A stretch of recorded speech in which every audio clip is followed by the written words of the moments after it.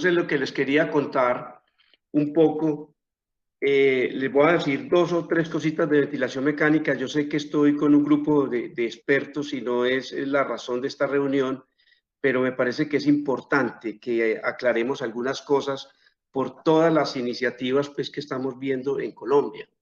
Ustedes mejor que yo saben que las metas de la ventilación mecánica en esencia son estas cuatro. Las puede decir uno en palabras simples pero profundas, y es permitir, por supuesto, un adecuado intercambio gaseoso, no hacer daño al paciente, mantener el confort del paciente y retirarla lo antes posible. Si uno cumple esas metas en ventilación mecánica, pues todos vamos a estar contentos y el primero será el paciente, sobre todo con la última que resalta en amarillo, que es retirarla lo antes posible. En ese orden de ideas, la humanidad pues ha tratado de hacer muchas soluciones. Esto es lo que pasó a principios del siglo XX, finales del XIX y principios del XX. Ese era el estado del arte en los años 30, 50. En los años 30, cuando el Congreso de los Estados Unidos determinó de que no podían morir más personas por falta de ventilación mecánica, la solución fue esta. Y esta era la imagen de una unidad de cuidados intensivos en los años 50, pero ustedes se podrán imaginar todas las dificultades que tuvieron los intensivistas y las enfermeras con esta solución, hasta que aparece pues la solución de presión positiva. Ahí tenemos los ventiladores MAR 7 que debe recordar el doctor Ocampo con mucho cariño. Ahí están los ventiladores que se utilizaron en la década del 60, del 70, y esto fue lo que pasó en el 80 y 90 hasta que llegamos pues a los ventiladores de hoy en día que solucionan problemas de manera muy adecuada, siguen siendo de presión positiva, están los invasivos y no invasivos, y llegamos pues a una solución muy cómoda.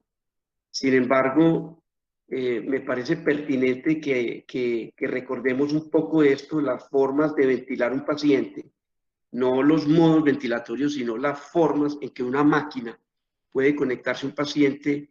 En esencia, no existen sino cuatro formas. La primera, y fue el doctor McIntyre que resolvió el problema, es que él dijo, hagamos tres preguntas, y la primera es si el paciente inicia la inspiración. Esa ventilación, como se haga, se llama mecánica mandatoria. Esa pregunta también puede tener una respuesta de que sí es el paciente el que inicia la ventilación. Entonces hacemos otra pregunta, si es el paciente el que termina la inspiración. Y si la respuesta es no, entonces es la ventilación asistida, o sea, asistida, el paciente inicia y la máquina termina independientemente de cualquier voluntad del paciente. Pero puede ser que el paciente inicie y termine y tengamos que hacer una tercera pregunta, es si el paciente recibe ayuda del ventilador.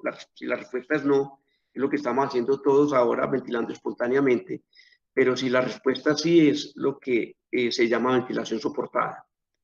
Sé que esto es claro para ustedes, pero no me canso de aclararlo, porque en varias reuniones, y por eso agregué esto, encuentra uno de que el término a veces no es tan supremamente claro.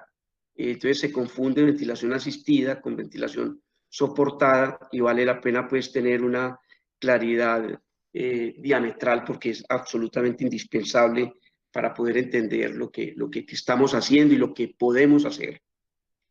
Estas formas de hacerse, se pueden escoger diferentes estrategias.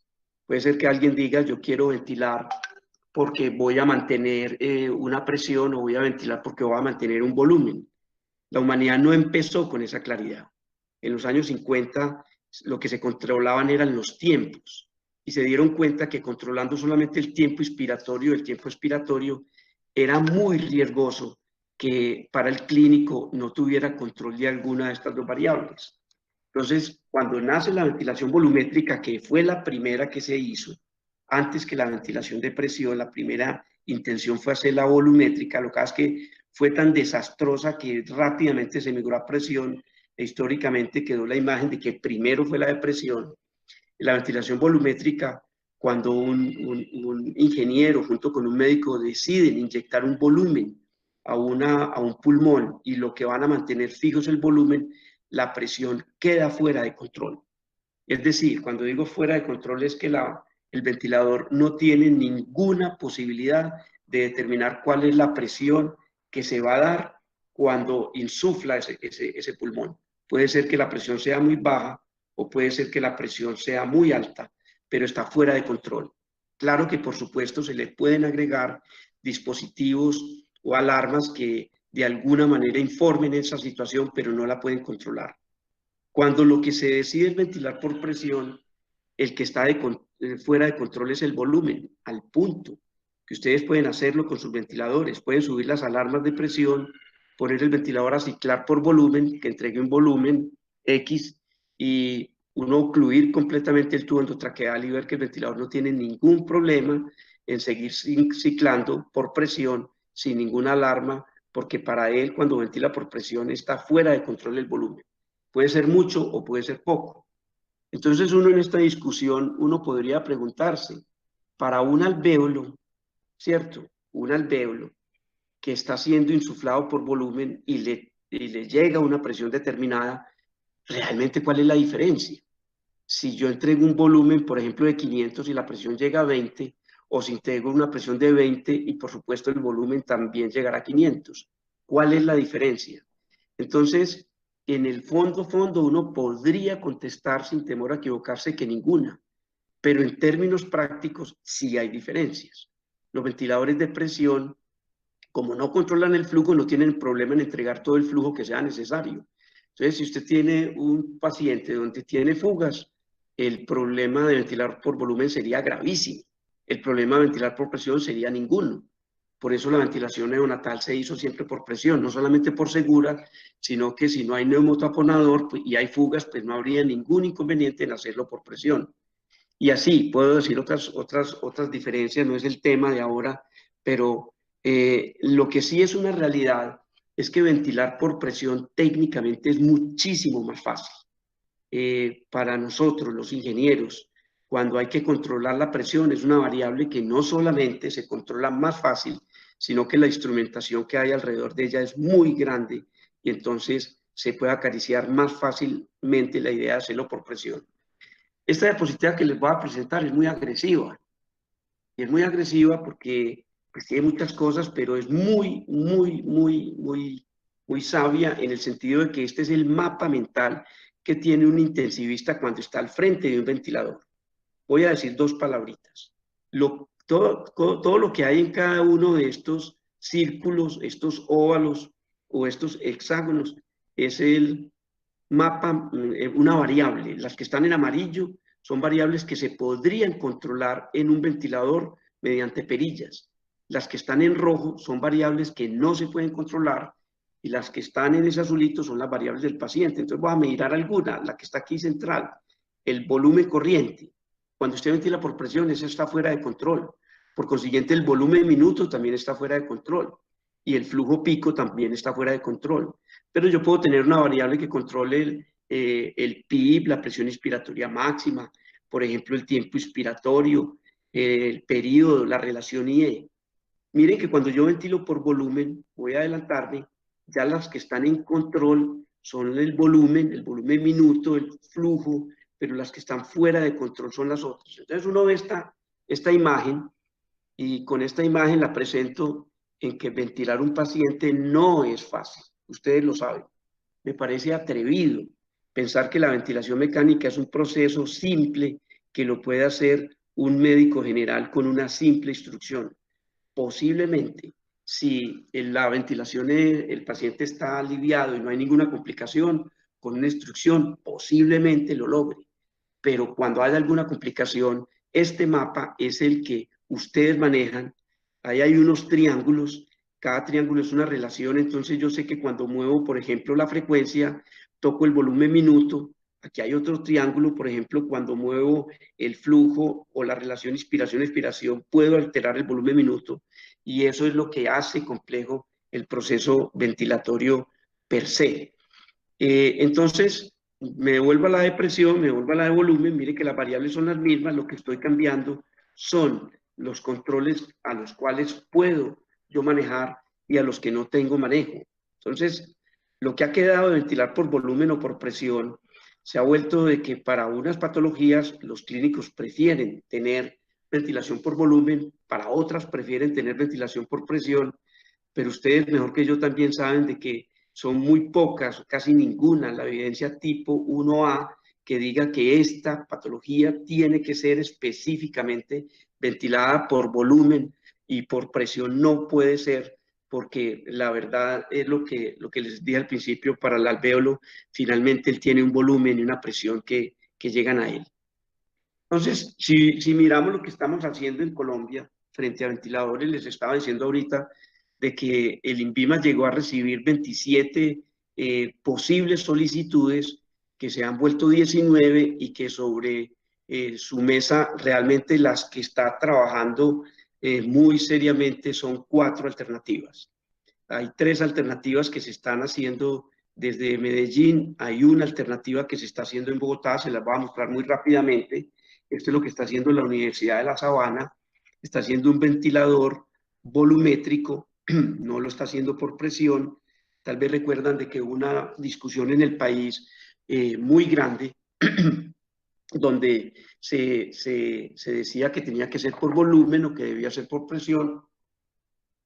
Y como les dije ahorita, pues la discusión puede ser muy larga y muy extensa, pero en resumidas cuentas, un especialista que tenga un ventilador de volumen puede ventilar un paciente de COVID-19, pero si le dan un ventilador de presión, también lo podrá hacer. Ustedes saben que si en el ventilador de presión además se le agrega medida de volumen, pues el especialista podrá titular el valor de la presión mirando el volumen, y si no tiene medida de volumen podrá titular la presión, entonces mirando un poco cómo está el CO2 de ese paciente, su ventilación, y podrá titular también cómo ajusta la FiO2 o la PIB para ajustarlo de acuerdo a cómo vaya viendo la oxigenación. Estas son otras alternativas que hay en Colombia, hay muchas.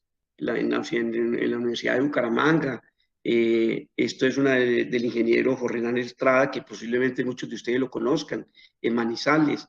La Universidad Pontificia Bolivariana también ha planteado una estrategia y hemos visto muchas alrededor del Ambú. Lo que estamos haciendo en Medellín, estas son las 3 alternativas fundamentales. La Universidad de Antioquia se está basando un poco en las máquinas de anestesia. IMS, que es Industria Médica San Pedro, mecaniza un ambú, y en la Universidad de IA, que es a la que yo pertenezco, estamos haciendo una copia, la verdad, no estamos inventando nada. Estamos haciendo una copia de lo que la estrategia que emplean los ventiladores de cuidado intensivo de alto soporte, que es emplear el poder neumático que hay en los hospitales, en las redes de aire y oxígeno, y procesarlo. Yo tuve la oportunidad de pertenecer, de iniciar en la iniciativa de la Universidad de Antioquia y en esta también.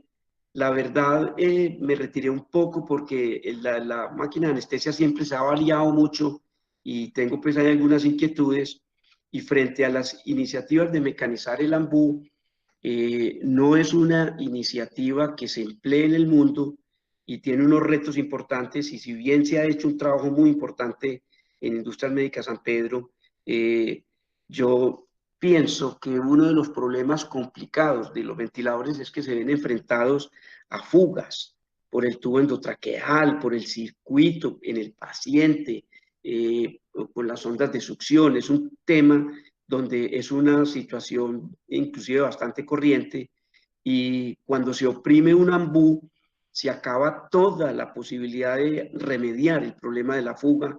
Entonces creo que la solución mecanizada por ambú, la verdad tengo pues algunas inquietudes importantes en pensar o en verla que sea una solución pues adecuada. Entonces yo les voy a hablar un poco de lo que estamos haciendo en la EIA con el ventilador que le hemos llamado SAMI. Quiero realimentarme, ¿me están escuchando todos? Sí, señor. Ok, ok.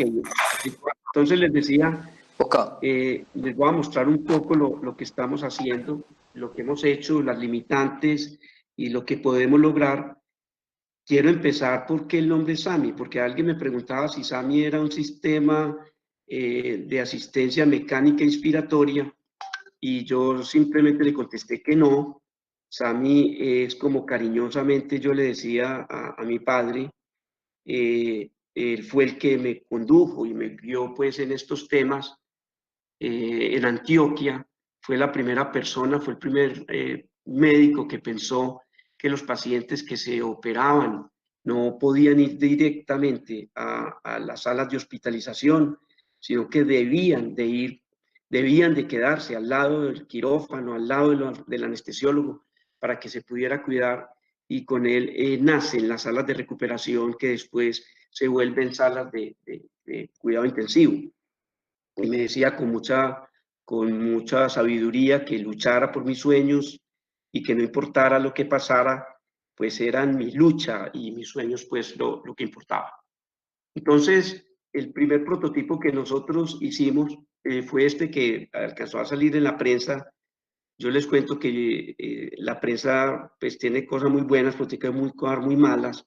Y en la IA yo particularmente he sido un poco enemigo de eso porque a veces se desinforma, pero un periodista me dijo una cosa muy sabia, me dijo, la sociedad tiene que tener esperanzas en estos momentos oscuros y algunas personas pueden darla, entonces es obligación también hacerla, y entendí pues que también hay que manejar esa parte. Entonces lo primero que nosotros hicimos fue una máquina muy simple. Ahí pueden ver el tanque de atrás donde ajustábamos pues la mezcla de oxígeno y de aire con una estrategia muy antigua pero muy ganadora, que es con flujómetros de aire y oxígeno, y a través de una circuitería electrónica básica y manejando tiempo inspiratorio, pues lográbamos insuflar un pulmón de una manera segura, teniendo control de la presión inspiratoria a pico y teniendo control de la PIP. Luego hicimos este prototipo, que fue con el que hicimos los ensayos preclínicos. En este prototipo ya teníamos mucho mejor organizado el tema de las alarmas, y este prototipo fue el que nos permitió en los ensayos preclínicos que hicimos en la clínica del CES. Lo hicimos con cerditos, y bueno, ustedes todos saben muy bien que es un ensayo preclínico, pero cuando yo he tenido que hablar de esto, pues toca aclarar de que los animales no sufren, son tratados con respeto, no se hace experimentación.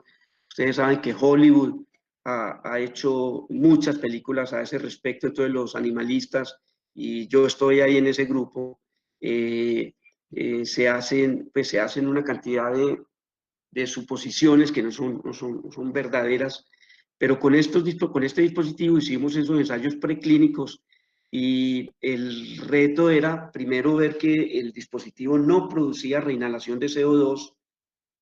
O sea, fuimos muy cuidadosos en medir la FiCO2 durante todo el ensayo preclínico, que era capaz de atender y ventilar un pulmón normal, y que además era capaz de ventilar y garantizarle la oxigenación y el intercambio gaseoso a un pulmón que estaba deteriorado. Eso lo hicimos con suero salino, el cerdito siempre estuvo bajo anestesia, hubo un deterioro importante en los pulmones del cerdito. Logramos tener valores de compliance de 8 mililitros por centímetro de agua. El CO2 llegó a estar casi en 78 y la saturación de oxígeno en 56, y luego de ventilarlo, haciéndole los ajustes pues pertinentes para mejorar ventilación y oxigenación, cuando se le hace el proceso de eutanasia al cerdito, la saturación estaba en 93% y el CO2 estaba ya en 38, que son los valores normales para la ciudad de Medellín. Entonces, luego de esas pruebas positivas, donde sabíamos que teníamos una máquina que podía no solamente inflar y desinflar una bomba, como lo vemos en miles de videos en YouTube, sino que además era capaz de manejar un adecuado intercambio gaseoso, hicimos el prototipo número 3, que es el que pretendemos llevar a ensayos ya clínicos con humanos. Entonces se le propuso al INVIMA una cohorte pequeña de 5 pacientes con cada uno de los equipos. Se van a hacer con pacientes sanos. Propusimos 4 horas, pero el INVIMA se ranchó y dijo que tenían que ser 24 horas, y ahí apareció un reto tremendo. Y es que todas las iniciativas que se están haciendo en el país, excepto esta, no tienen ventilación asistida, solo tienen ventilación controlada. Y ustedes saben lo que es escoger un paciente que no está pulmonarmente complicado, que requiera ventilación y que haya que ponerlo 24 horas en ventilación controlada porque la máquina no responde a ningún esfuerzo de paciente y no permite ventilación espontánea. Ahí todos estamos muy preocupados y no sabemos qué va a pasar. Y adelantándonos a esa situación, yo le propuse al equipo de la EIA, entre otras cosas somos 12 personas, ahorita les muestro una imagen, de que debíamos de ponerle sensibilidad al equipo para darle la posibilidad de que manejáramos dos modos ventilatorios, un modo controlado por presión y otro modo también controlado por presión pero asistido, con la posibilidad de tener una perilla que manejara sensibilidad expiratoria, ella activada por esfuerzo expiratorio de paciente medido en centímetros de agua. Entonces, si ya hay ventilación asistida en el ventilador, que el especialista con seguridad se va a sentir más tranquilo en conectar pues estos pacientes para el ensayo.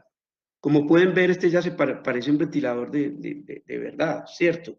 Hay frecuencia respiratoria, hay relación inspiración-expiración, hay presión de control hasta 35, hay PIP que se puede ajustar desde 0 hasta 20 y hay sensibilidad desde -1 centímetro a -10 que habilita, no sé si alcanzan a leer, aquí está el modo ventilatorio en la pantalla, el valor indicado de PIP, presión control, relación y frecuencia respiratoria, y hay una medida del volumen corriente, porque como solamente íbamos a ventilar por presión, nuestro criterio es que quedaba muy a ciegas la ventilación por presión que se puede hacer, pero con la tecnología que ustedes manejan es muy difícil pues que a uno lo bajen de un Mercedes-Benz o de un Lamborghini y lo suban a un Renault 4 modelo 70, ¿cierto? Uno va a extrañar muchas cosas, los frenos, la aceleración, las seguridades, el sonido, la comodidad, la velocidad. Entonces, por eso quisimos nosotros agregarle, pueden mirar en la línea expiratoria, hay un sensor de flujo que es bastante familiar, es un sensor de flujo Hamilton, donde podemos medir el flujo expirado y de esa manera, ventilando por presión, le daríamos entonces también la herramienta a que el clínico pueda saber con esa presión de control qué volumen está haciendo su paciente o lo contrario, con el criterio de darle 5, 6, 7 mililitros por kilogramo de peso, el que escoja el especialista, pues entonces podría titular la presión para llegar a los valores deseados de volumen corriente. Este es el modelo pues a industrializarse. Ya pues aquí en Medellín ocurrió una cosa maravillosa y es que estas iniciativas necesitan mucho dinero. Entonces Postobón hizo un CASE de 9.000 millones de pesos y se los dio a Ruta N. Ruta N también, ustedes saben, es una iniciativa de gobierno local donde apoyan toda la innovación de la ciudad y eso ha hecho pues que Medellín haya sido nombrado una de las ciudades, una de las 5 ciudades en el mundo para todo el tema de la cuarta revolución. Entonces, uno cuando va a Ruta N encuentra gente muy dispuesta, con todo el entusiasmo y con toda la gana y el poder político de que haya innovación. Entonces, esta iniciativa que le dimos el nombre de Inspiramed, pues tuvo todo el apoyo no solamente político, sino económico. Otras empresas entonces también se han ido sumando a ellas y la verdad es que el problema no es el dinero. O sea, así suene curioso, pues el problema en esta iniciativa no es el dinero.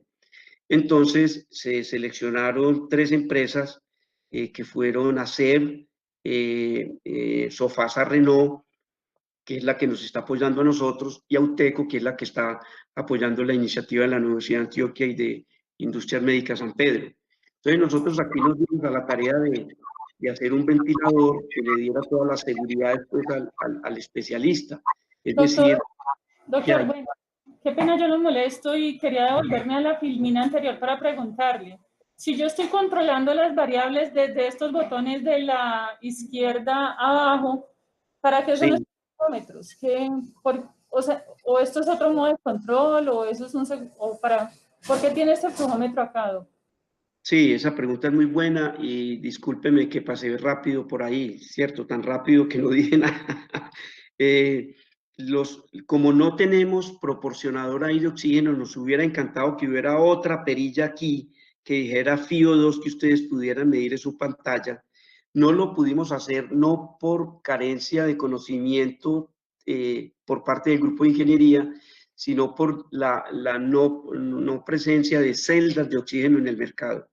Ustedes se podrán imaginar de que uno de los retos que hemos enfrentado todos los que estamos con estas iniciativas es que las mercancías de importación en tema de ventiladores, algunos países, por no decir que todos los que producen, han prohibido la exportación de estas partes. Estados Unidos fue el primero, Alemania fue el segundo, Suiza también hizo lo propio, y lo que ha ocurrido es que hemos tenido que buscar otras alternativas para resolver problemas. Entonces, con estos flujómetros, nosotros, cuando se prende el equipo, el clínico puede ajustar el flujo de aire en estos dos flujómetros y el flujo de oxígeno en este flujómetro, y leyendo cuidadosamente esta tabla, de acuerdo a la FiO2 que se quiera, de tanto trabajar con este aparato, pues ya me he aprendido hasta los valores. Por ejemplo, si yo quiero 60% de oxígeno, entonces la tabla le dice, ponga 15 litros de aire y ponga 15 litros de oxígeno.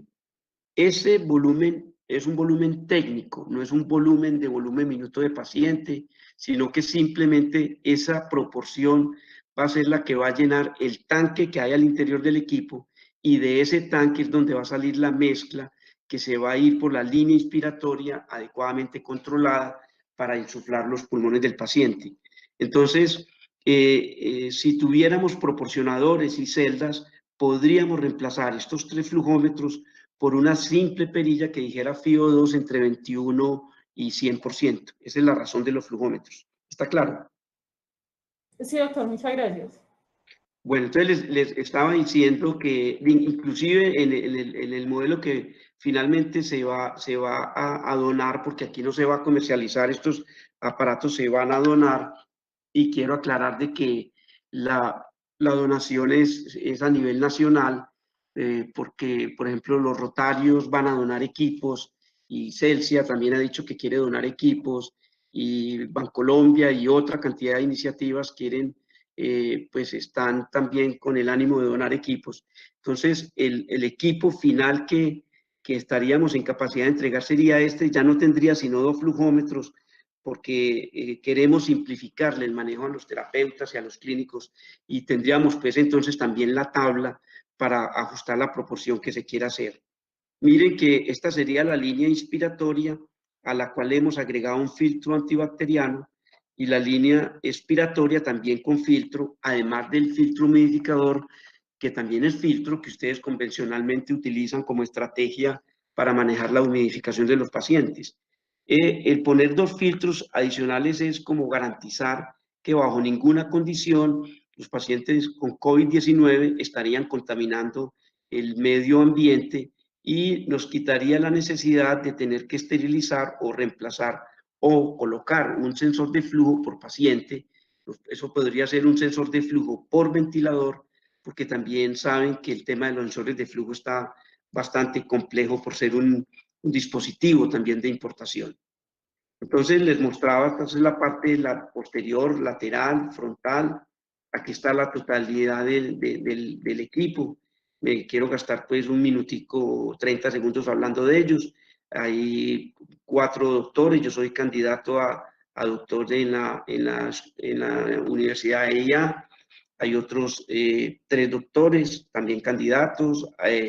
Hay estudiantes de maestría, y tenemos el apoyo también de un técnico industrial que nos hace realidad todo lo que soñemos, manejando pues impresoras 3D o cortadoras láser o estas máquinas de herramientas. Esa foto es tomada en el CES, y ahí teníamos el cerdito, teníamos un buen ventilador al lado también, teníamos una máquina de anestesia, y eso nos garantizaba de que a la hora de cualquier falla por parte de este dispositivo, pues teníamos ahí listo. Aquí alcanzan a ver la bolsa, el circuito de la máquina de anestesia listos para cualquier emergencia pues con este dispositivo. Entonces, los controles finales que hay aquí en este ventilador es que es ventilación controlada por presión. pongo en rojo lo que ha diferenciado tremendamente esta iniciativa, ¿cierto? Tenemos ventilación asistida por presión, frecuencias respiratorias entre 6 y 35, relaciones 1 a 1 a 1,9, no damos ventilación con relación invertida, porque técnicamente se puede hacer, pero eso necesita más monitoreo y necesita más cosas. La presión de control está entre 5 y 35 centímetros de agua, la PIP entre 0 y 20, eso quiere decir que podemos manejar una presión inspiratoria pico entre 0 y 55, porque hemos logrado que la presión de control siempre esté por encima de la presión de PIP. Y lo aclaro, para los nuevos pues suena eso como obvio, pero para los que han ventilado pacientes desde hace muchos años, saben que los ventiladores de los años 70, la presión de control ignoraba lo que pasaba con el PIP y eso dificultaba este discurso.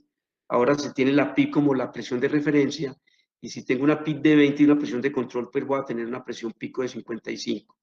La FiO2 ajustable entre 21 y 100 con la estrategia de flujómetros que les comenté y la sensibilidad ajustada con esta quinta perilla de 0 a 10 centímetros, de tal manera que ajustado en 0 el equipo es casi que hay autociclado en 1 con pequeños esfuerzos del paciente y desencadena una ventilación que termina la máquina y si el paciente en ese modo no hace ninguna espontánea, la máquina ventilaría con la presión con la frecuencia ajustada por el clínico que típicamente las ponen por debajo de la frecuencia espontánea pues que tiene el paciente. Entonces ahí están las alarmas, hay alarmas, hay unas que pide el INVIMA pide solamente 5 alarmas, hay alarma de desconexión eléctrica, de baja batería, ¿cierto? Cuando la batería le quedan menos de 20 minutos hay otra alarma para que se sepa que el equipo se va a quedar sin batería y le adicionamos ahí otra estrategia de poder cambiar la batería porque posiblemente en las unidades de cuidado intensivo de las grandes ciudades de este país no haya problemas en términos de energía, pero en las poblaciones o en los lugares más alejados donde se quiera tener ventilación mecánica, que hay otros problemas por supuesto, pues haya disponibilidad del ventilador, así sea solo por batería. Si se pierde el PIP también hay alarma, si hay oclusión arriba de 10 centímetros de la presión pico hay alarma, si hay sobrepresiones hemos puesto una válvula al interior del equipo mecánica en que si todo falla, pues la presión nunca sea arriba de 60 centímetros de agua. Y yo sé que están pensando que puede ser alto para pulmones normales, pero recuerde que aquí estamos conectando, son pacientes que van a tener COVID-19 y ahorita podemos hablar un poco al respecto de esas estrategias. Hay alarma también de desconexión de paciente, de obstrucción de la vía aérea, de fallo general y de volumen corriente alto y bajo. Y le hemos puesto indicadores, ¿cierto? Un indicador de un bar graph, que era una estrategia que se utilizó en algunos ventiladores de los años 70 y 80, donde el clínico puede ver unos LED que se encienden y se apagan para tener alguna noción, porque no hay gráficas aquí, de cómo se está conduciendo la ventilación mecánica.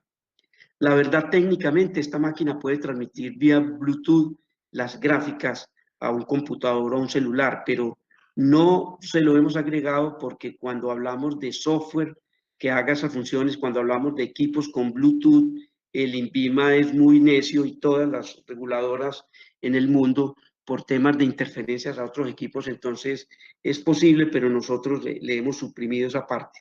Entonces están las que están ahí, si hay un esfuerzo espontáneo, se prende este LED de color azul y se prenderá también este otro.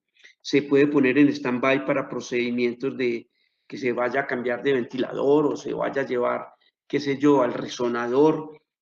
No es un equipo de transporte, entonces, o se vaya a hacer un proceso de succión o cualquier cosa. Se pueden silenciar las alarmas, como todos los ventiladores, para que la persona atienda y resuelva el problema y no tenga pues una alarma ahí presente. Se puede mirar el volumen corriente expirado en la pantalla, como les dije.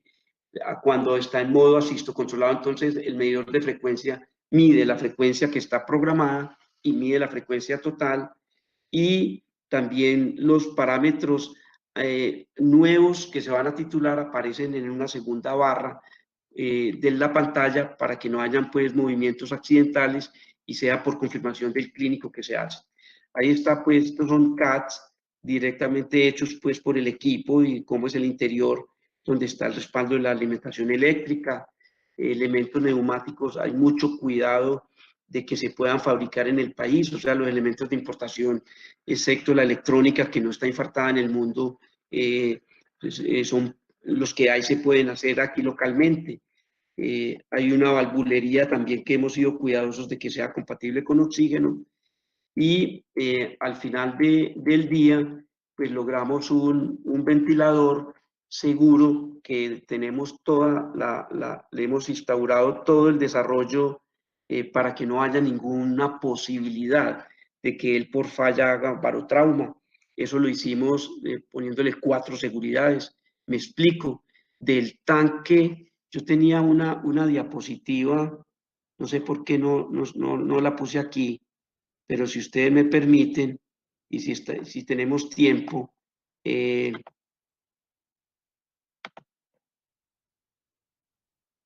a ver si está por acá.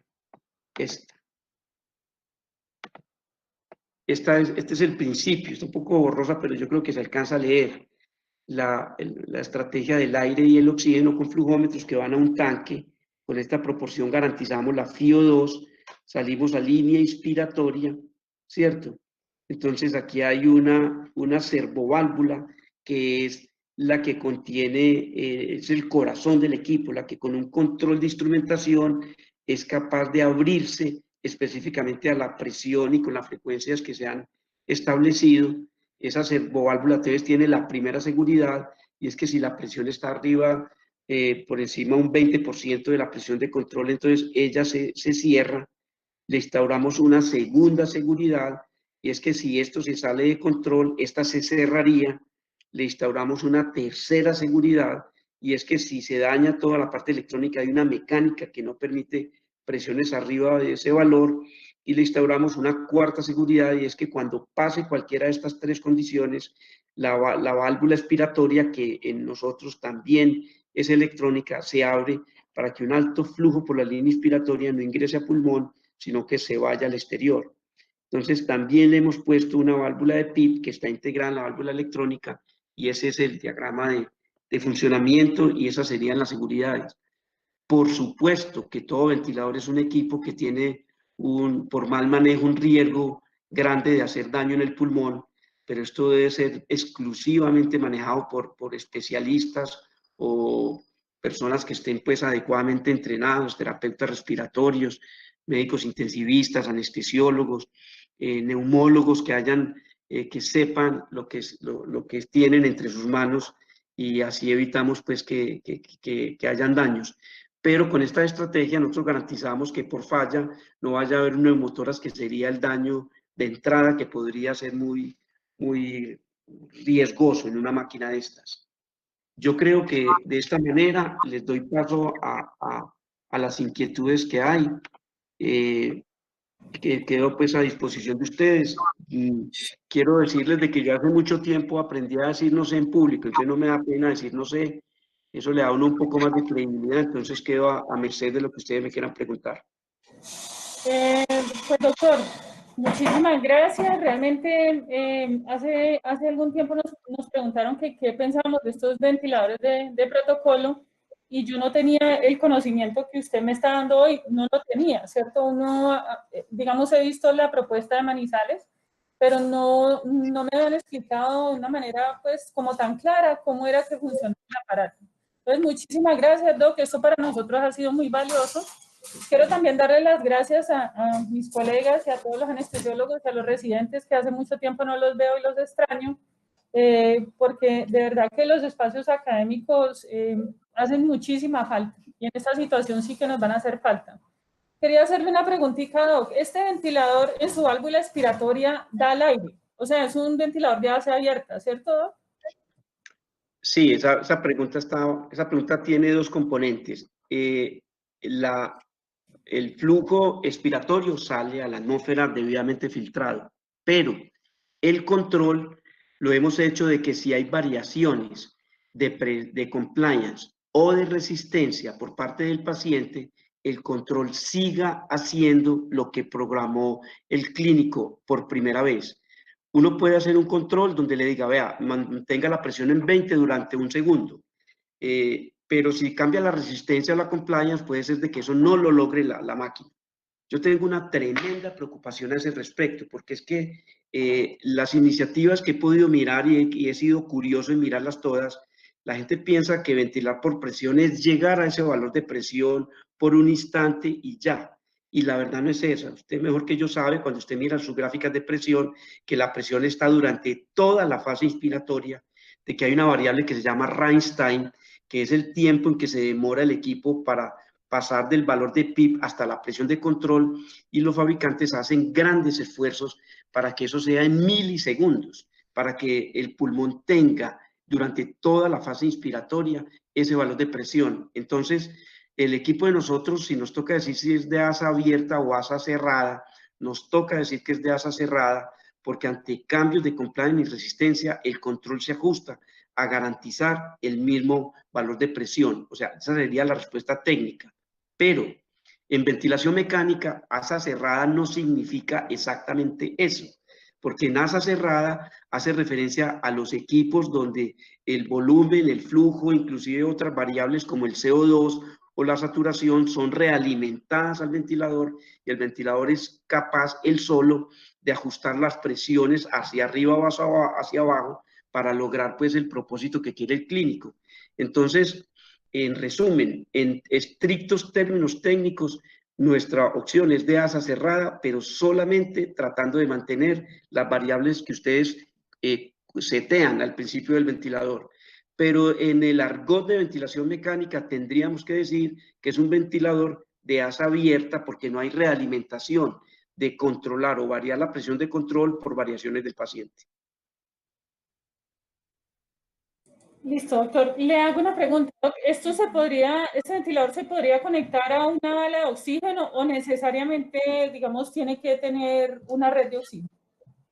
Sí, él se puede conectar a una bala de oxígeno, y la durabilidad de una bala de 6 metros cúbicos, que son las grandes que ustedes ven en el hospital, es alrededor de unas 8 horas. El consumo típico del ventilador es más o menos el volumen minuto de paciente.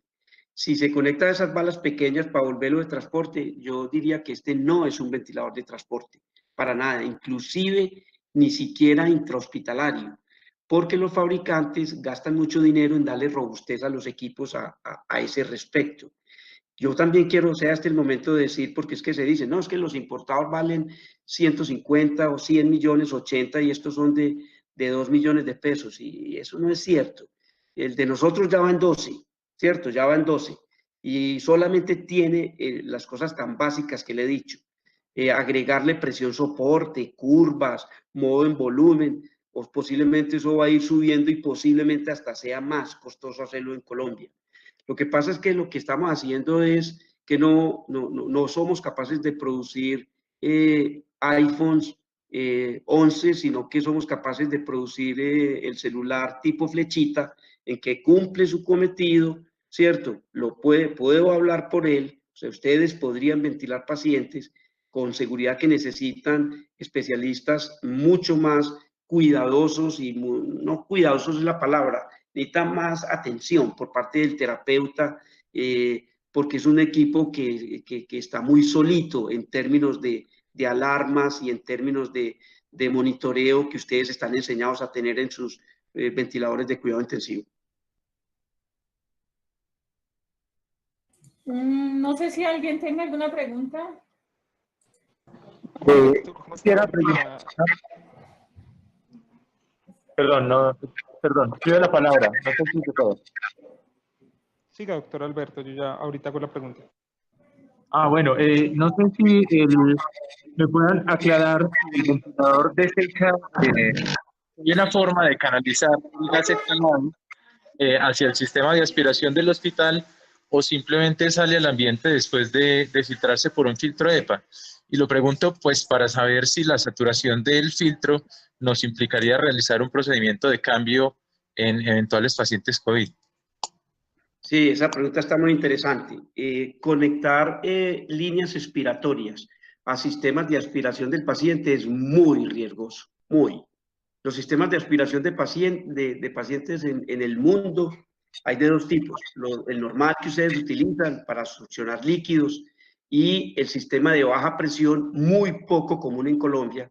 Les cuento que aquí en Medellín tal vez una institución lo tiene, ¿cierto?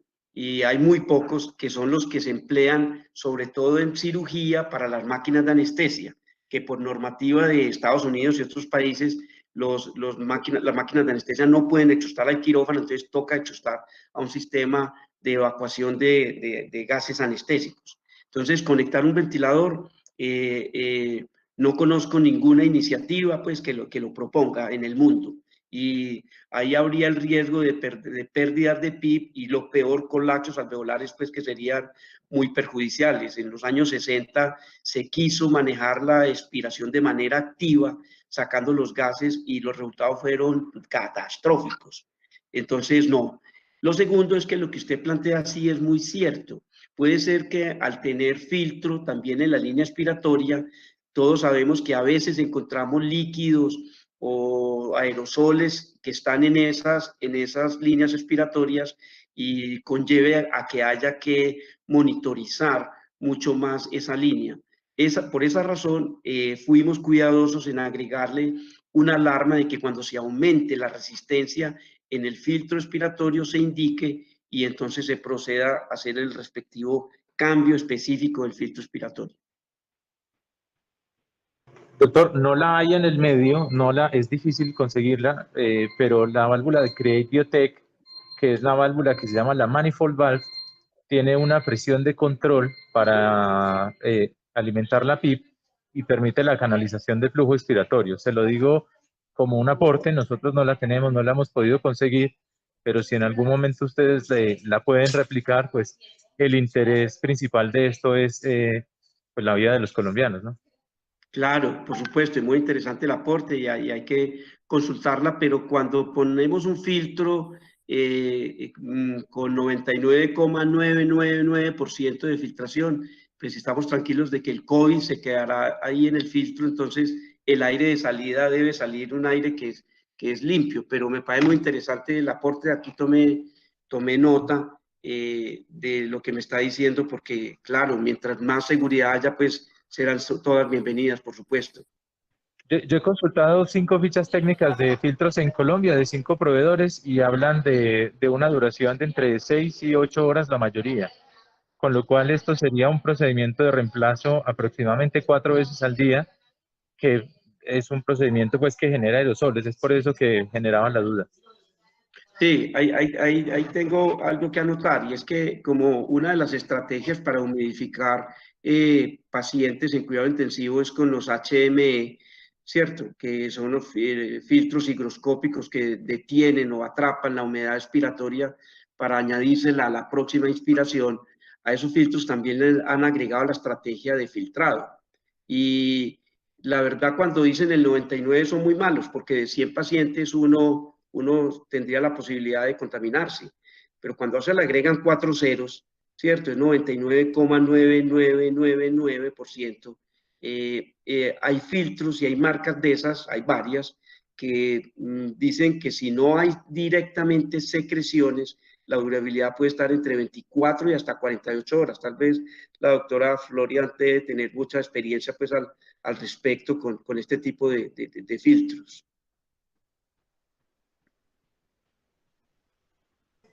Yo le quiero felicitar y es un orgullo personal, doctor, ver que hay este tipo de iniciativas en Colombia, porque conozco algunas del exterior, he trabajado y me parece que su iniciativa es espectacular.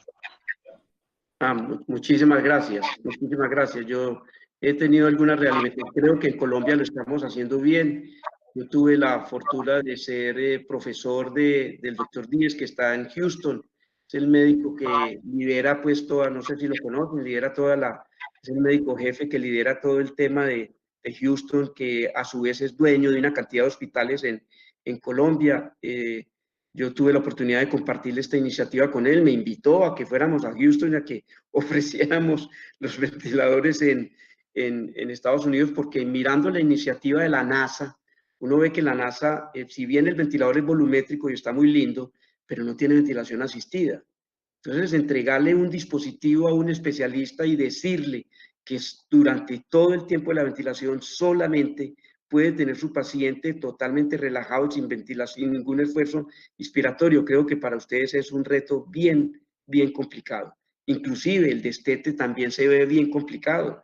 Habría que hacer destete pues a la usanza de los años 60, donde se desconectaba súbitamente el paciente del ventilador, esperando a ver si él tenía mejorado alguna respuesta, sin ningún entrenamiento de su musculatura expiratoria, y la ventilación asistida pues resolvió de manera contundente el proceso de destete, al punto que ustedes la emplean pues ampliamente para hacer desconexión con la prueba de tubo en T.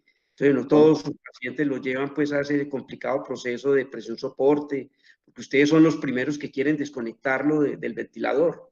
¿Es correcto? Sí, doctor, y a ese respecto yo le quería... Perdón. Ay, qué pena, que de pronto mi pregunta va a eso. ¿Cómo está, doctor Jiménez? Le felicito por la charla. Mi nombre es Néstor Quisea, yo soy residente de cuidado intensivo. Quedé como con una percepción, y es que tal vez la asistencia ventilatoria en la fase inicial de tratamiento probablemente sea muy óptima, pero la parte de monitoreo con curvas para la vigilancia de asincronía se dificulte. Ahora bien, ustedes han planteado resolverlo con el envío de las imágenes de los loop, gracias a las técnicas de Bluetooth, pero tengo una inquietud respecto al winning, porque nosotros desmontamos los pacientes. Los estudios han demostrado la evidencia o bien con tubo en T o con un modo de presión soporte, que son modos espontáneos continuos. Pero no sé qué han pensado ustedes sobre el desmonte ventilatorio en un modo de presión continua en los pacientes, y más pacientes que tienen un desacondicionamiento severo y que si presentan SRA tienen esquemas de relajación neuromuscular, donde la evaluación de la fase inspiratoria pues se dificulta bastante. Entonces no sé cómo han resuelto la parte del winning en pacientes con desacondicionamiento severo, que inclusive con traqueostomía. Sí, esta pregunta también es muy interesante. Quiero aclarar algo. Los ventiladores, ninguna iniciativa en el país se ha habido enfrentada a esa situación, porque todavía no hay ningún proceso ventilatorio en seres humanos con estos dispositivos. O sea, hasta el momento, para aclararles un poco, el INVIMA exige que hayan pruebas preclínicas. Nosotros ya lo hicimos, la Sabana también ya lo hizo. Entiendo que por ahí hay alguna otra, en alguna otra ciudad que se ha hecho. Creo que en Manizales no se han hecho las preclínicas, pero las preclínicas no se ven enfrentadas a eso, porque los cerditos van a un proceso de eutanasia, entonces no hay que destetarlos.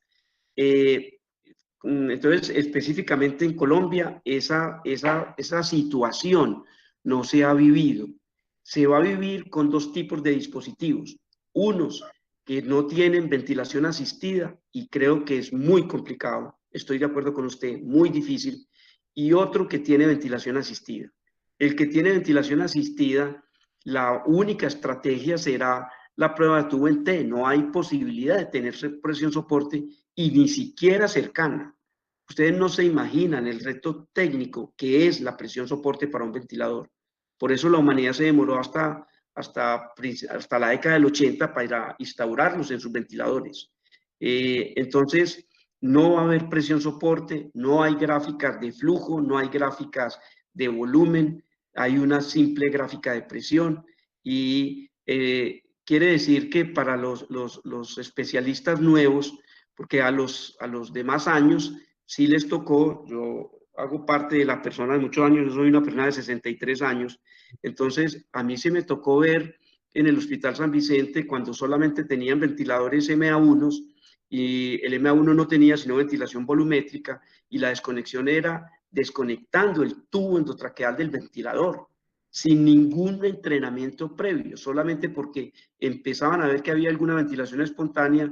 Y ustedes no se imaginan la lucha que era conectar y desconectar el ventilador, muchas veces deteriorando alguna de sus variables. No había pulsoximetría ahí tampoco, pero lograban hacerlo, ¿cierto? Lograban hacerlo. Yo creo que ustedes tienen mejor que nadie un profundo conocimiento de cuál es el nivel que de un paciente tolera frente a esto, pero eso es lo que va a pasar. Es verdad, eso es lo que va a pasar, eso es un reto y eso responde la pregunta de que la ventilación mecánica no es para médicos generales. Me parece una cosa muy atrevida porque conectarlo aparentemente es fácil, mantenerlo ya no es tan fácil y desconectarlo requiere de mucha experticia por un especialista. Doctor Muchas gracias, doctor. Doc, que quería hacer una pregunta. El doctor Mauricio Calderón me había preguntado que cuántos pacientes de COVID cree usted que sean necesarios para mirar pues si realmente esta estrategia es útil o no. No sé si usted me pueda responder eso, yo realmente no. Eso es una pregunta. Y la otra que quería hacerle, Doc, dado que esto es una salvadora, ¿se podría conectar en paralelo con otro ventilador? Vea, esa es una pregunta, voy a empezar por la segunda. Eso me lo han preguntado mucho y mi respuesta fue, yo prefiero que se salve uno y no que se mueran 2 o 4. Si me permiten, voy a tratar porque finalmente ayer encontré el video. Yo hice un video hace muchos años donde me tomé la molestia de conseguirme dos bombas con similares o casi iguales condiciones elásticas. Me tomé el trabajo de conseguir que me regalaran Survanta, ingresé Survanta dentro de las bombas y si me permiten un segundito, creo que ustedes van a ser los primeros que van a poder ver esta presentación. Voy a tratar de poner el video.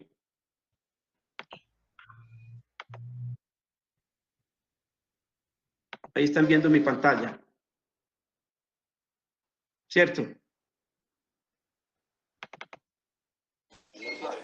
¿Se ve? Voy a ponerlo para resumirlo.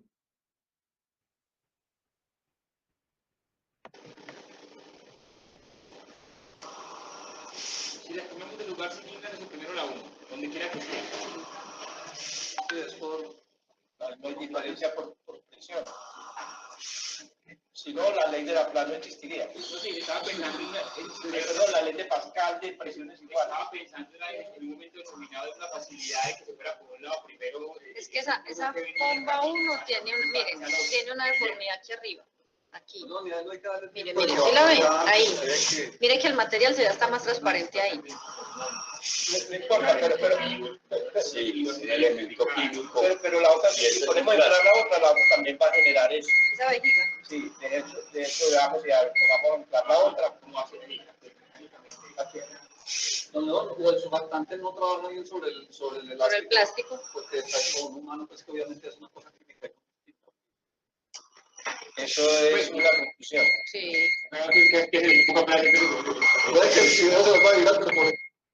Entonces,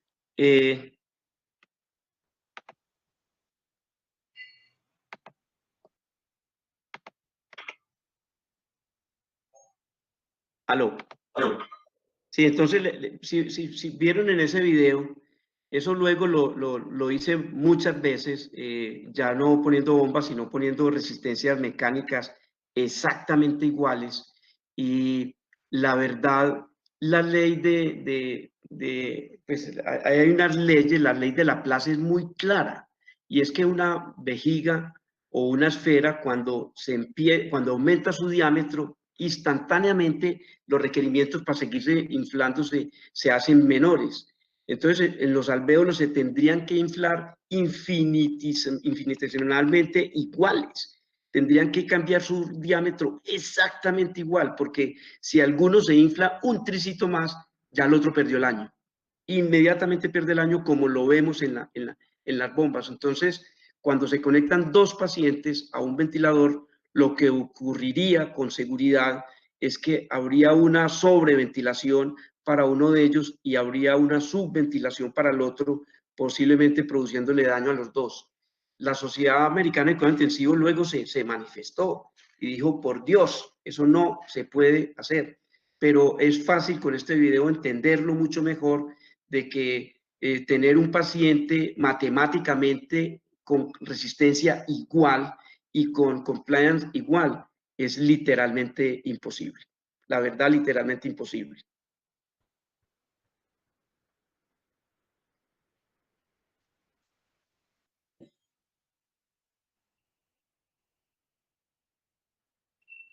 Doctor, debido a que estos sistemas no tienen concertina y entonces la distensibilidad interna es muy bajita, ¿usted qué piensa de implementar los modos de ventilación asistida con unos valores fijos durante la PIP, por debajo de la PIP, quiero decir, durante la fase expiratoria?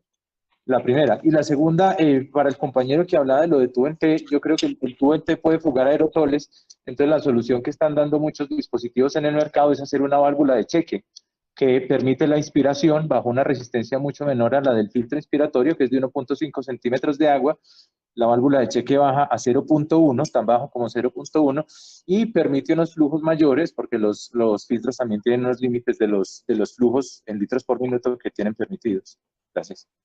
Pero no te entendí la segunda pregunta. No te la entendí, porque la verdad quien establece el flujo inspiratorio es la capacidad del ventilador, ¿cierto? Y las resistencias en los filtros, pues hay valores cuando ellos están nuevos, pero cuando los filtros empiezan a utilizar esos valores se modifican. Entonces, la verdad no entendí bien la segunda pregunta. Vale, perdón. Si uno tiene un tubo en T, parte del flujo expiratorio del paciente puede ir al ambiente, si lo pone después del filtro, o tiene que confiar totalmente en el filtro, pero añadirle al paciente la resistencia, ¿cierto? Entonces, una forma de ponerlo, digamos, en la rama inspiratoria antes del filtro para los sistemas que tienen dos ramas, aquí de las iniciativas de Manizales hay una, es la opción de tener una válvula de cheque que permita un flujo inspiratorio solamente a través de un sistema de muy baja resistencia, ¿cierto? Esa es una de las opciones y esa opción se ampara en que la elasticidad de los circuitos y la distensibilidad de los mismos es muy bajita porque el volumen interno también es muy bajo comparado al de un circuito de anestesia o de un ventilador convencional que tiene una cámara de descompresión, que tiene una concertina, que tiene un corrugado más largo. Entonces, esas dos características físicas permiten que una inspiración del paciente rápidamente se traduzca en la presión del sistema. Entonces, hay algunos sistemas que teorizan que debido a esta distensibilidad tan baja del sistema, un flujo inspiratorio del paciente se traduce tan rápidamente que uno no necesita sensar la rampa, porque los sensores que tenemos disponibles en el país más o menos ciclan 20 veces por segundo, más o menos.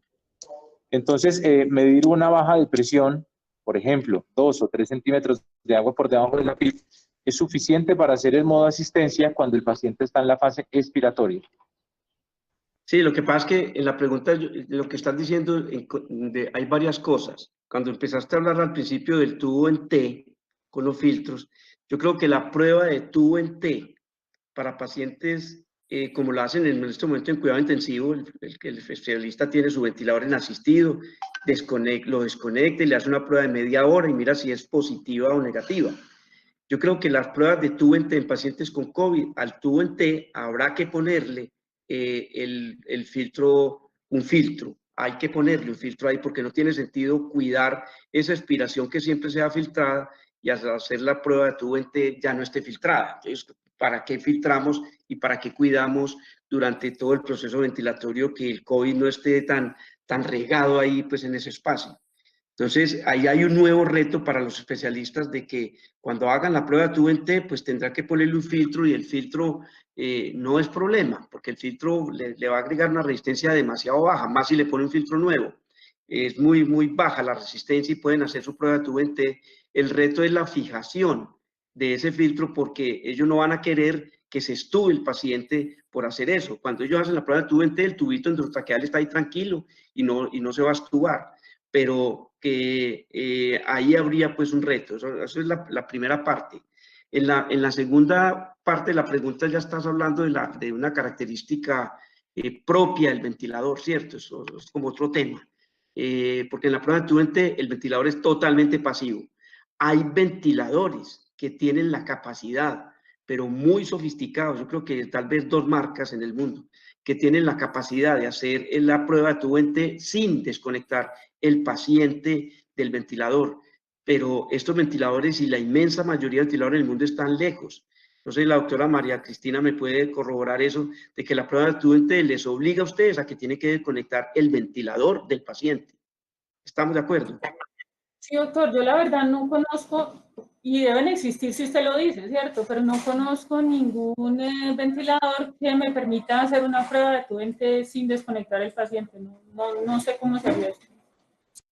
Sí, entonces es por esa razón de que esa prueba es el paciente ya solito respirando a la atmósfera, y agrego pues que el nuevo reto para los especialistas es que les va a tocar poner un tubo, un HME ahí a la salida de ese tubo y fijarlo de alguna manera. Se me ocurriría a mí de que inclusive podría ser un buen uso del brazo del ventilador, de que cuando hagan la prueba de tubo en T, el brazo del ventilador se le quite el circuito y sea soporte para eso, y ustedes no tengan problemas ahí de estubarlo. Entonces, creo que si eso está claro, la segunda parte de la pregunta, si la correlaciono con la primera, no tendría pues razón de ser, porque la prueba de tuente es paciente desconectado del ventilador.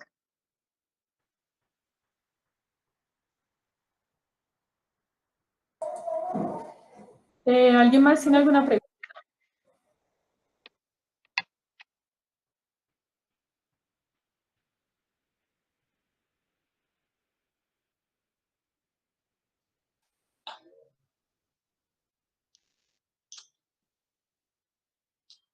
Yo quisiera agregar, no sé si hay alguna pregunta. Perdón, doctor Ocampo. Adelante, bien pues. No, quisiera agregar de que pues hay unos retos muy complicados, y no le he contestado la pregunta a la doctora María Cristina, y es que pues pensar de cuál va a ser el uso de estos ventiladores. Uno diría, ojalá que ninguno, de verdad, y Postobón la tiene clara de que sus 9.000 millones de pesos de pronto se pierden, y claro que nos da pesar, pero porque es mucha plata, y uno diría entonces no hubiéramos hecho nada y más bien le damos los 9.000 millones de pesos a la gente de estrato 1, por decir algo. Pero como no conocemos el futuro, yo creo que como sociedad nos lamentaríamos terriblemente si nos vemos abocados a que nos pasen cosas como pasaron en España y en Italia, y todavía, ¿cierto? Ustedes saben que en España hubo hasta propuestas, y vimos así haciendo ambús mecanizados, que luego el INVIMA español tuvo que ponerle pues un freno a esa situación, porque es una realidad y de alguna manera empezamos a vivirla en Leticia, donde hay necesidad de pacientes que tienen que ser ventilados y no hay ventiladores. Pero el ventilador, de alguna manera, la gente, cuando uno se sale del ámbito hospitalario, lo digo por mis amigos o por personas que le preguntan, piensan que con el ventilador está resuelto el problema de la ventilación mecánica. Y ustedes saben que esa verdad está lejos de la realidad. Si no hay quien maneje el ventilador, si no hay un monitor multiparámetros, si no hay una cama, un médico especialista, un intensivista, una terapeuta, eso no se puede hacer. Que pesar decirlo, pero no se puede hacer. Entonces, la respuesta que los ventiladores se puedan utilizar, uno diría que estos ventiladores podrían llegar solamente a las ciudades donde hay unidades de cuidado intensivo que tienen todo el recurso, porque ellos sin aire medicinal no funcionan, y el solo aire medicinal es un dolor de cabeza. Uno ve por ahí alternativas de utilizar un compresor de aire para insuflar un paciente, y claro, en un laboratorio yo insuflo una bomba con un compresor de aire industrial, pero el aire medicinal está lejos del aire industrial. Es un aire sin aceite, sin CO, sin CO2, sin agua, porque ventilar un paciente con un dispositivo que le vaya a generar más riesgos, la verdad, si es un familiar mío, yo prefiero que se muera de COVID naturalmente a que sea víctima de una muerte iatrogénica, una muerte causada por un dispositivo que no hizo pues bien hecha su tarea.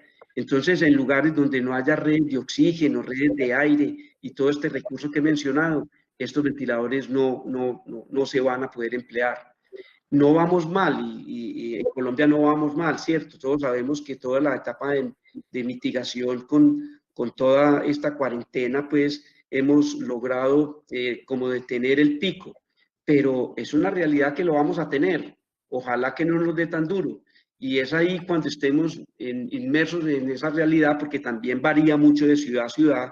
Llama la atención que Medellín, que no hay que mirarlo como Medellín, sino como el Valle de la Aburrá, con más de 3,5 millones de habitantes, solamente hayan 8 pacientes en cuidado intensivo conectados al ventilador. Entonces, inclusive hasta las unidades están un poco desocupadas, porque hay pocos accidentes de tránsito y porque pues a ustedes les debe estar pasando de alguna manera lo mismo. Entonces, la verdad, doctora María Cristina, yo pienso que posiblemente nos vamos a ver enfrentados a ciudades donde les pegue duro el COVID y de pronto los ventiladores no haya forma de usarlos por carencia de otro recurso humano, tecnológico que no estén en esas ciudades. Doctor, me hacen una última pregunta muy sencilla. ¿Estos ventiladores tienen el mismo circuito que un ventilador convencional? O sea, ¿le puedo poner cualquier circuito? Esa pregunta también es muy buena. Hoy en día sí.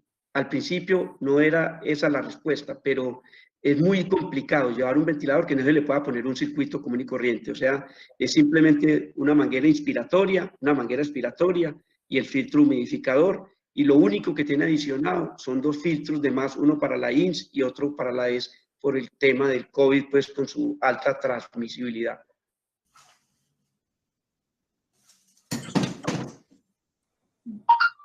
No sé si alguien tenga alguna otra pregunta. Doctor, yo escucharla, pues realmente me ha dado un parte de tranquilidad. Como le digo, yo no conocía que estaban en un muy... Y como usted dice, ojalá no los tengamos que usar. Yo le digo aquí que si en diciembre me dicen que yo soy una militar para haber estado tratando de prepararnos, pues, prefiero que me digan que yo soy una militar que no tener que estar desbordada y llorando por cosas que ya no se pueden solucionar. Agradezco muchísimo, doctor, su tiempo, a todos pues la colaboración en esta charla. Me pareció extremadamente bien. Muchas gracias, doctor. No, con mucho gusto. Yo creo que hemos hecho un trabajo serio, la verdad, responsable. Yo no quiero descalificar ningún trabajo que se haya hecho en el país.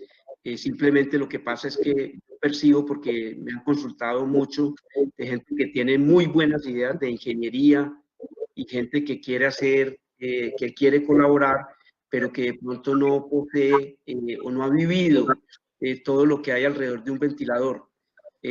Por fortuna hay gente que conoce mucho también el tema y yo creo que estas 4 alternativas o 5 o 6 en el país, con seguridad que se va a utilizar alguna. Tenemos mucha fe que el INVIMA la semana entrante finalmente apruebe alguna de ellas y que si lo llegamos a necesitar, sean una solución para el futuro problema próximo a llegarnos. Doctor Alex, doctor Bernardo. Muchas gracias, muy amable. Yo creo que ha sido una experiencia muy interesante el poder escuchar al doctor ingeniero León Darío desde hace más de 30 años, más 40 años casi. Viene trabajando en el manejo de los ventiladores. Cuando tenía su empresa, la cual no abandonó, sino que dejó para irse a la parte académica, y estos son los resultados. Muchas gracias, León Darío, muchas gracias, la doctora Florian, por habernos acompañado hoy, y esperamos que podamos tener en otras oportunidades ver cómo evoluciona este tema. Es de gran significancia y de pronto tratado de una manera muy sencilla en la mayoría de sus aspectos, cuando es una realidad muy compleja. Muchas gracias a todos y esperamos volvernos a ver en el próximo miércoles en la reunión de nuestra Academia de la Facultad de Medicina de la Universidad, del programa de anestesia de la Universidad de Caldas. Doctor Bernardo, muchas gracias, y a la doctora Florian también muchas gracias, y a todos los que estamos aquí presentes. La verdad, para mí es muy importante y muy interesante que podamos tener estos espacios donde podamos compartir, tengan información de primera mano. A través del doctor Bernardo Campo le haré saber si tenemos aprobación del INVIMA, y si quieren mayor información no duden en pedírmela, que estoy totalmente disponible para ustedes.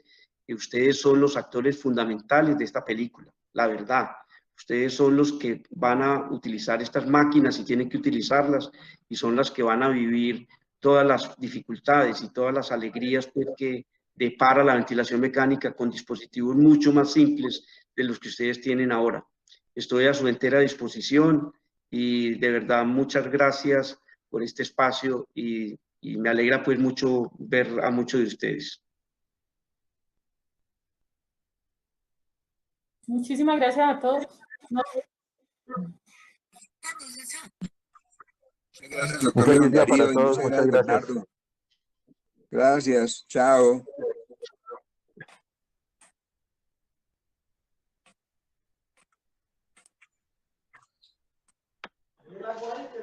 Gracias. Muy bueno.